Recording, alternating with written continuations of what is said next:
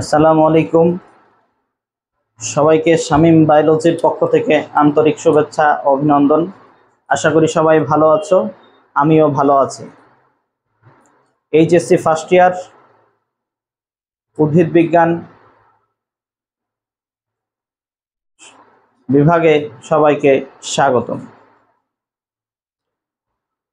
উদ্ভিদ বিজ্ঞান বিভাগ তোমাদেরকে আজকের যে ক্লাসটি উপহার দিতে যাচ্ছে সেটি হচ্ছে কোষ ও এর গঠন।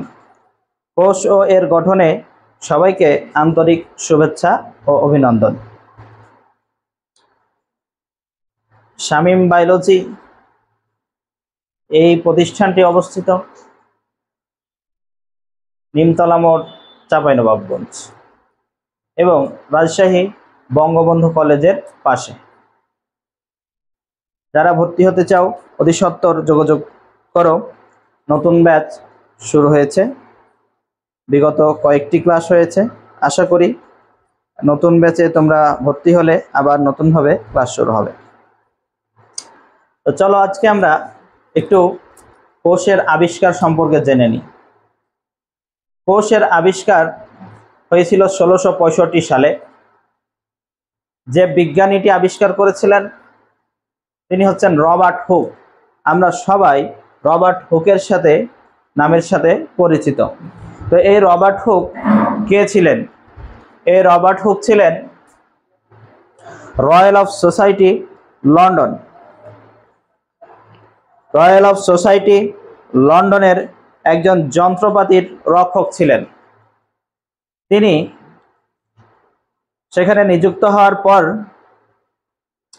প্রথমেই তিনি চিন্তা করলেন যে আগামী সপ্তাহের উপস্থিত সভায় অণুবীক্ষণ যন্ত্রের মাধ্যমে কিছু উপস্থাপন করবেন। তিনি কি উপস্থাপন করবেন এই চিন্তায় যখন তিনি ব্যস্ত, তখন তিনি একটি কাঠের ছিপি দেখতে পান যে সেটি নিরেট কিন্তু ভাসমান। এই নিরেট ভাসমান জিনিস কেন ভাসছে সেটি নিয়ে তিনি যখন চিন্তায় মগ্ন, এই সময় তিনি সেই কাঠের ছিপিটিকে স্লাইস করলেন।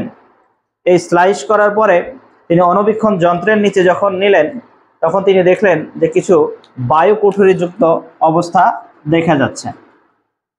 তো এই বায়ুকুঠুরিযুক্ত অবস্থাকে তিনি সেলুলা নামে ব্যাখ্যা করলেন। তো সেলুলার ল্যাটিন শব্দের যে শব্দটি ছিল সেটি হচ্ছে সেল। সেল মিন্স কোষ বা কক্ষ। এই সেল থেকেই কোষের গবেষণার শুরু হয়ে গেছিল। তো রবার্ট হুক তিনি তার জীবনকাল ছিলেন 1635 থেকে 1703 সাল। 1635 থেকে 1703 সাল আমরা একটু খেয়াল করব।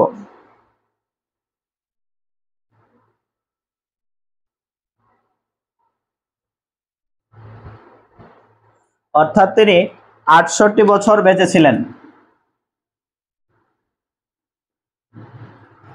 তিনি বেঁচে ছিলেন 68 বছর। এর মধ্যে তিনি 1665 সালে কোষ আবিষ্কার করেন এবং তিনি যখন আবিষ্কার করেছিলেন কোষটি, তখন তার বয়স ছিল মাত্র 30 বছর।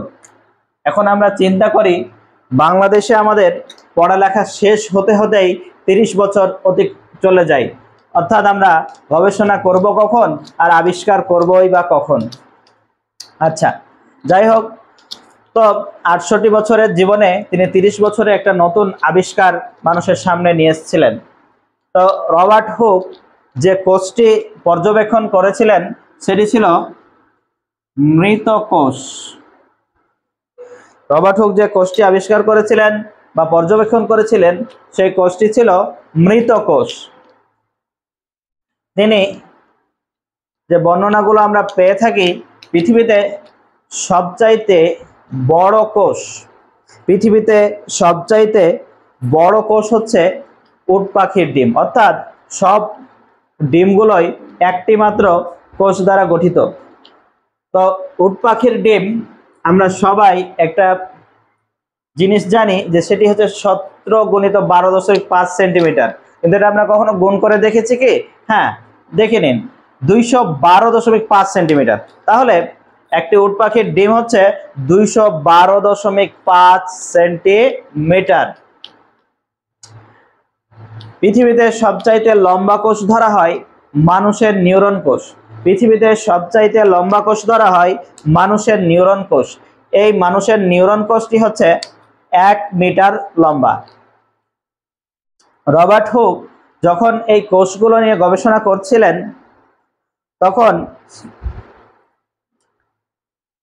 তিনি চিন্তা করলেন যে আমি যদি এইভাবে রেখে চলে যাই তাহলে এই জিনিসটি মানুষের কাছে পৌঁছবে না।